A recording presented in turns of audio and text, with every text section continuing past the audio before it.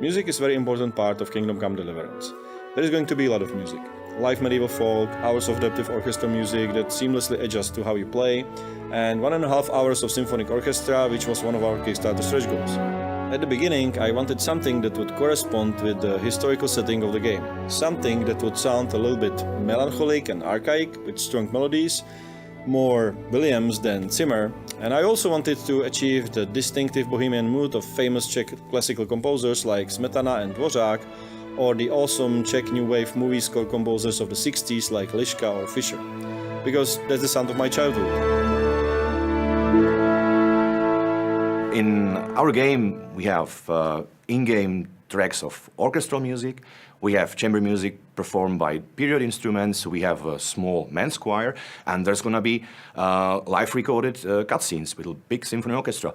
And what you need is to incorporate all these types of music into one homogeneous soundtrack. For making of the in-game music, we always started with a design meeting, just the two of us. Mm-hmm.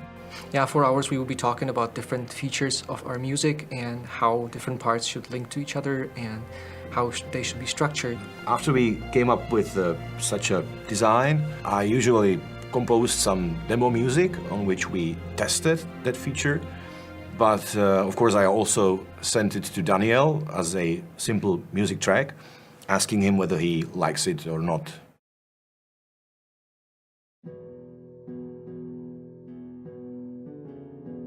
Of course, many games have adaptive music. It's a standard thing to have these days in the industry. You have different parts of the music responding to different events in the game. And we have been focusing on having nice transitions between those parts of music. Our goal is to maintain the natural flow of rhythm, harmonies, and melodic phrases. Our exploration music is organized a bit like a railway system. Every now and then, along the track, there is a switch or a branch, by means of which it is possible to go seamlessly from the track we currently play to the one we need because the location changed or the situation changed.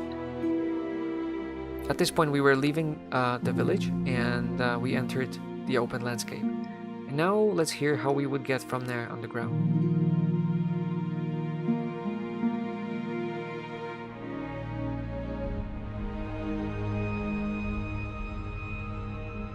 For action music, we have a different approach. The transition to combat needs to be much faster. So we start with the sound of the suspended cymbal to build up the tension. And then we schedule the beginning of the combat music at the first beat of the next bar. We have different music for fistfight, different music for armed combat, and of course the playback reflects the state of the combat, especially whether the player is winning or losing.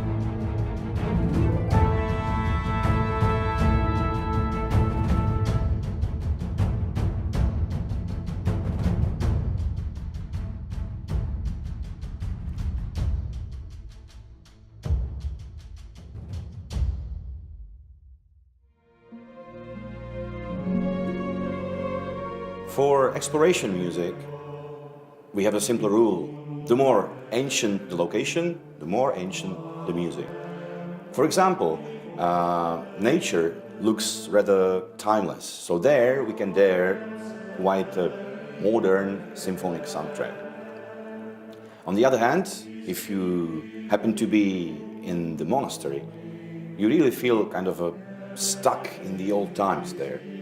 And therefore, there is no orchestra, no other instruments, just a small man's choir singing a simple Gregorian chant, just as the monks would do.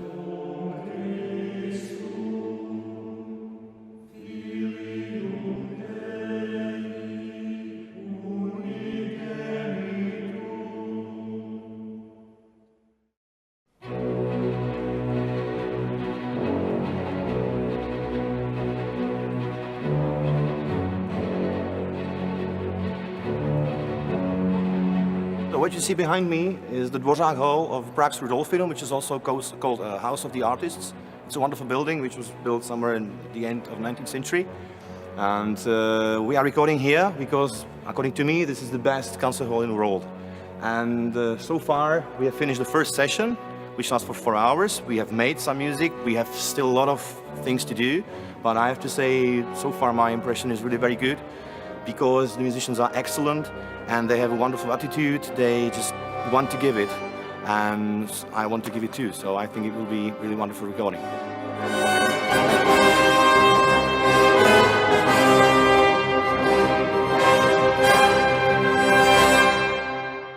So when I was coming here today, I was quite nervous because so far I've heard only two types of music. Either one that was very well produced, but entirely from samples that we used in alphas, betas and trailers, and it sounded pretty well. So I kind of doubted if this is worth it because it's very expensive and a lot of work. And the other type of music was the music for the cutscenes that I only heard on spotting sessions with Jan. It was done in MIDI, which was totally shitty quality because we didn't have time to produce it better.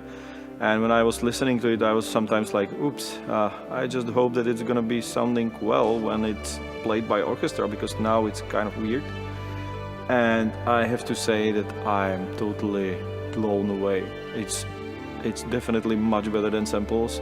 And the stuff that sounded a little bit weird in MIDI is now awesome. If everything else will fail, I guess like the game gonna suck and everything, we at least will have great music. This is the quality in which we played it for Dan during our spotting sessions.